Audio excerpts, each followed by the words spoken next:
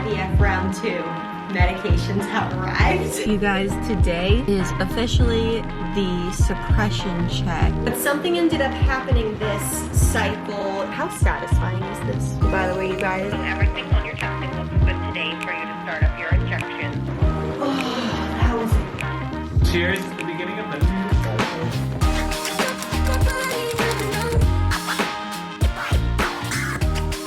You guys, we have an exciting package.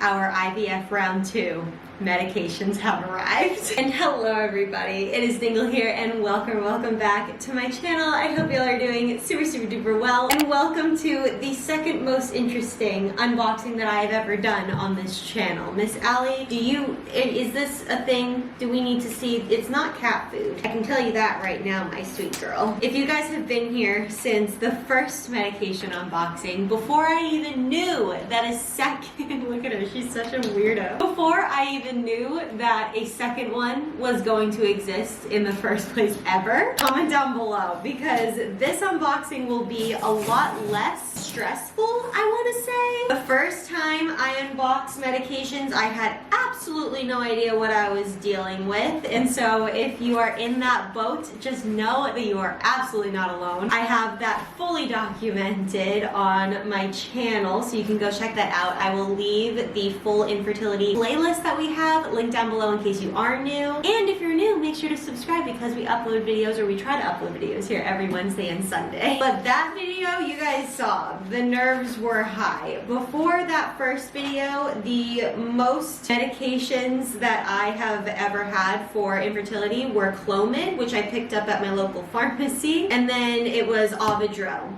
Avidril, I call it Avidril. The trigger shot for when we were doing our IUIs. And so when the first medications came, like this big box of that first round, oh my gosh, you guys saw me. But I'm not as overwhelmed, if that makes sense. So while I am getting everything unboxed, the general protocol of what we are doing, what are these? Used to inject Menopur. Understood. Got it. That's what's so great about this pharmacy. We order our stuff from Village Pharmacy, and even when there was an opportunity to go through a different pharmacy that potentially would take my insurance, it was a whole mess, and we ended up going out of pocket the first time anyway because Village Pharmacy is so good. They are just incredible. They label everything. Nothing is left up to the imagination, which is so nice. So anyway, while we unbox, the first round that we did, what do they call it? I don't know. There's a word for it. Protocol. My protocol was Gonal F with low dose HCG. Those were my stimulation medications. Then we had Cetrotide to stop myself from ovulating, stop myself from releasing the eggs, and then Avidril to release the eggs. Avidril as the trigger shot. This time around, I'm doing Gonal F, which is the same, but instead of low dose HCG, they have me on Menopur, which is different for me. Use with Q-cap to mix and draw the Menopur. Love that. So Menopur is the main difference, I would say, for us. So we're gonna find a few boxes of this. It looks like I don't have to refrigerate this. But usually on the box it tells me exactly how to store these, but in the package that it comes with, it'll probably tell me how to store these too. You have to move. You're in the middle of my unboxing. And then I believe in here is just going to be the Gonal F pens. I would say those were...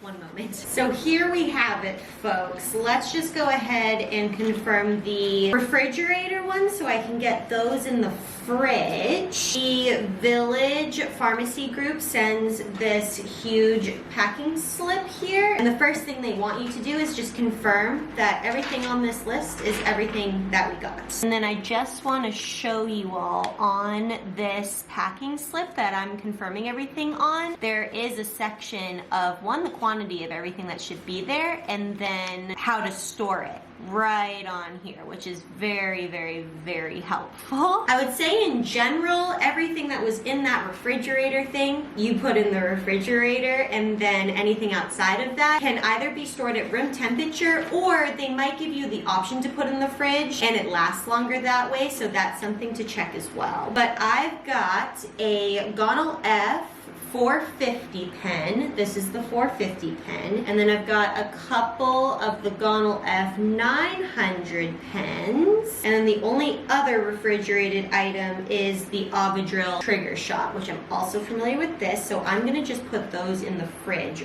real quick. Stored them right next to the grapes. Should be good to go. And then this time I have a Ferromadel. I don't know how to say that, but they said when I was on the phone with them that that is another name for Cetratide. It says I should have 2.5 milliliter, and in each box it's 0.5. So this is 1, 2, 0.5. So that's exactly what I have here. I've got my Sharps container, alcohol swabs, and then I've got 20 disposable needles, miscellaneous. I've got 20 in here and 20 in here. One of them is a syringe, and this is the syringe, and these are the disposable needles. So I haven't watched anything on Menopur yet, so I have no idea exactly how it works. Each medication kind of has a different thing to go about it, but luckily there's a lot of resources online, and specifically Village Pharmacy has an education section with videos on exactly how to inject these things, which is so helpful. So this is something that I'll watch a video on to exactly understand what is going on. Maybe stored refrigerated or at room temperature. So I might actually put these in the fridge. That's where we store a lot of our stuff. So yeah, welcome officially to IVF round 2 for my husband and I. You guys are always asking how Jack is like, what type of things that he does to support me in things, and one is just like everything. He does everything so good and he supports me all the time. That's very nice of you to say. But he just saw me getting a little overwhelmed with our cabinet situation because I confirmed what should be stored in the fridge and what shouldn't be stored. And this was just out of control. So he made some more space, and more so our supplements, like just our like multivitamins, but now I'm on a prenatal vitamin, so I don't need that like right away, you know? But we were able to take those out of our medicine cabinet. I'm gonna organize this a little bit, but we are just gonna store this at room temperature because there's not a lot that says we can store it in the fridge, and the box just said to store it at room temperature, and that'll go in there. And if you're wondering, I wasn't lying, right next to the grapes actually. So I'm probably going to reorganize these just a little bit based on the medications I'm going to need like right away starting out, because I won't need the Cetratide starting out. That comes a little later to prevent me from actually ovulating, so I think those will probably be on the bottom with our Gonal F and Menopur on top if possible. And then just in case anybody opens their box and is like, oh my gosh, I don't have enough, I don't understand these boxes, etc. I just wanted to show this part of it. I'm the same exact way. So I opened Menopur and it said that I should have 26 or whatever it is. And I know on my protocol it says to take 150 units of Menopur per night until they tell me otherwise. But I was super confused because it says like, you know, 75, and I wasn't sure like, is this a single Menopur, etc. So just know that taking your time opening these medications is like not weird. Like take your time, open them. Also know that professionals did this and they know a lot more than we do. Yes, humans make mistakes, but with my medications, every time I think I don't have enough of something or they miscalculated, it's actually just my anxiety. I just wanted to share that because this stuff can get really overwhelming, and before we like freak out, you know, and let our anxiety take over, it's okay to just take our time and just unbox everything and wrap our minds around everything. No one.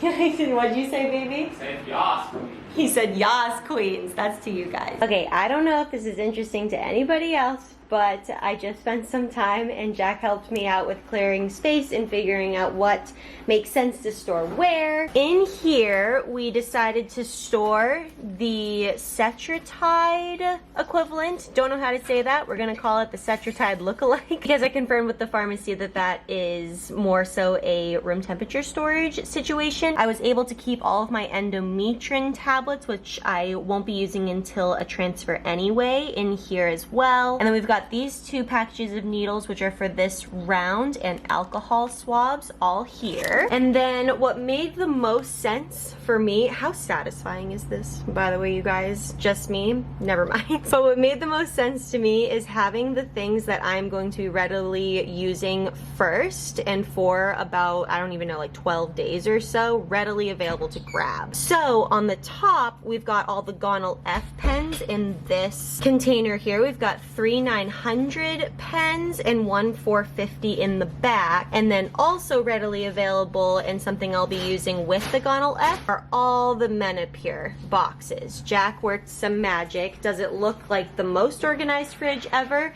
No, but the only thing to me that is important to look organized right now in my brain is the medicine. And then under here we've got 3 Cetrotide boxes left over and the Trigger Ovidril shot, which these things come later anyway, so that's why I've got them on the bottom.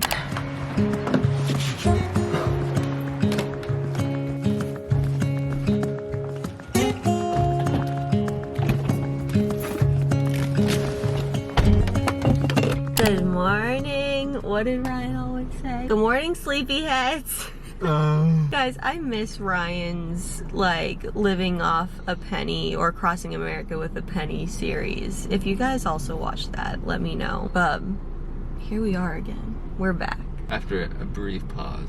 Guess who's back, back, back, back again, again. Dingle's back, Dingle's back, Dingle's back. You guys, today is officially the suppression check, and if everything looks good in there today, then we start our stims tonight. I feel like I haven't really thought about every like step as much, obviously, as last time, because I don't know, I just know more now. You do. You know, I just know what to expect. So it's not necessarily like scary because we know now the process and everything. It hasn't felt like, okay, let's make sure this day and this day and this day. Right. Can't wait to have my fridge back.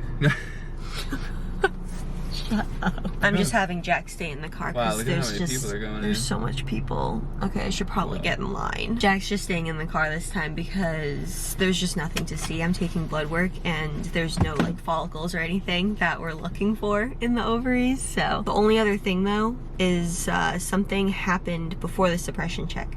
So I'll fill you guys in on what that was and why I'm slightly nervous about this one and the results. But if everything goes well, we're starting stims tonight, so I'll see you guys after. Oh, hello, I'm back. I feel like it is the coolest day that we've had in a minute, but even on the coolest day, if I like stand here too long, I definitely start to sweat. But something ended up happening this cycle that, it's not really a cycle, I should say this IVF cycle, it's not a normal cycle. But something ended up happening that didn't happen the previous time, and I wasn't super anxious about it. It was more something I was just a little bit curious if everything was gonna be okay come the baseline appointment and if we were going to be able to move forward on the baseline day, which is today. So I was scheduled to stop my birth control pills on my birthday, which is July 20th. That was a Wednesday. And then normally I would start my cycle. My period would start probably on like the 22nd or the 23rd, somewhere in there. But even though I was on birth control, and I was really good this time, like Jack had an alarm on his phone, I took it around the same time every single day and I didn't even miss one single pill. My cycle started on Monday, so like 3-ish days before I even stopped the birth control pill and 5 to 6 days before I expected the cycle to start. And the whole point of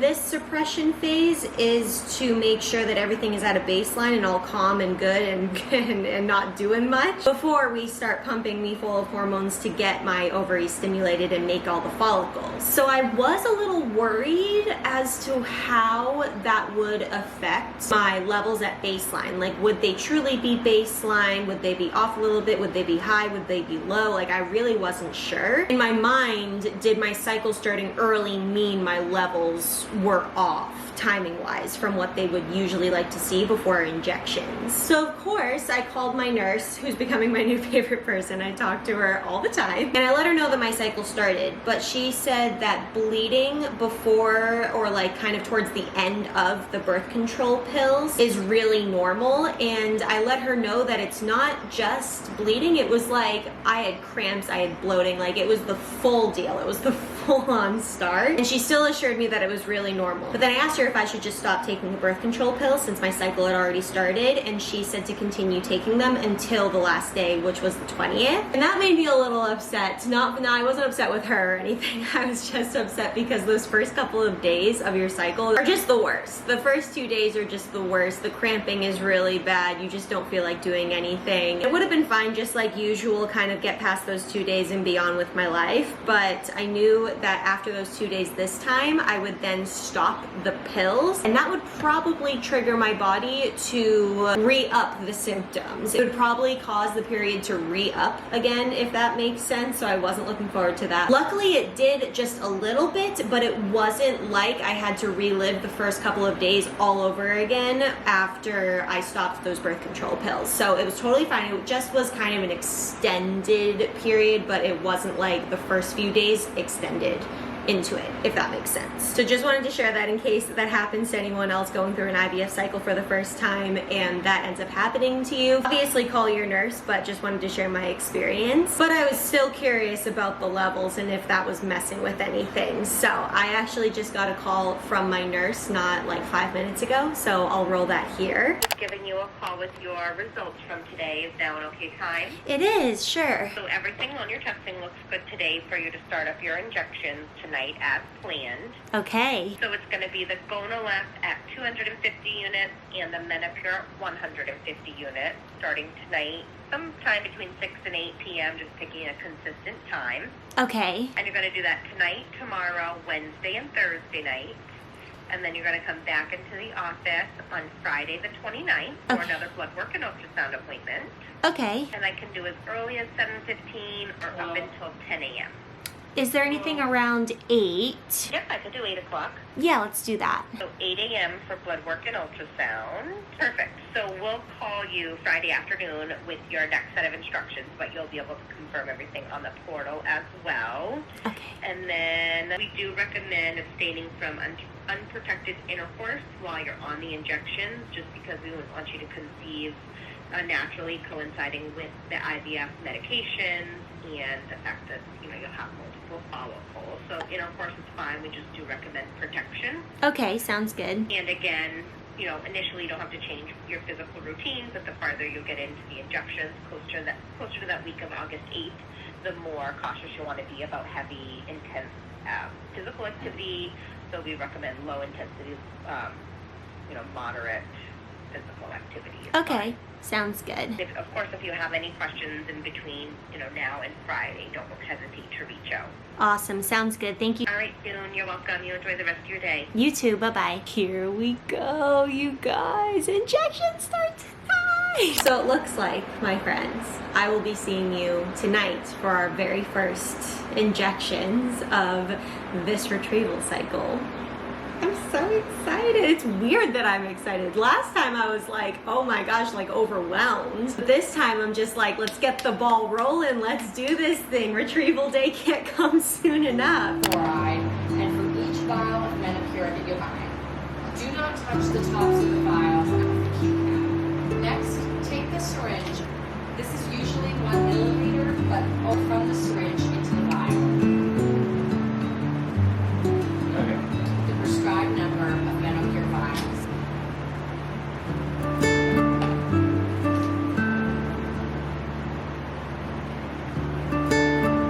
And then you're going to hold it the whole time, okay? Yeah. Okay. And I'm gonna let go.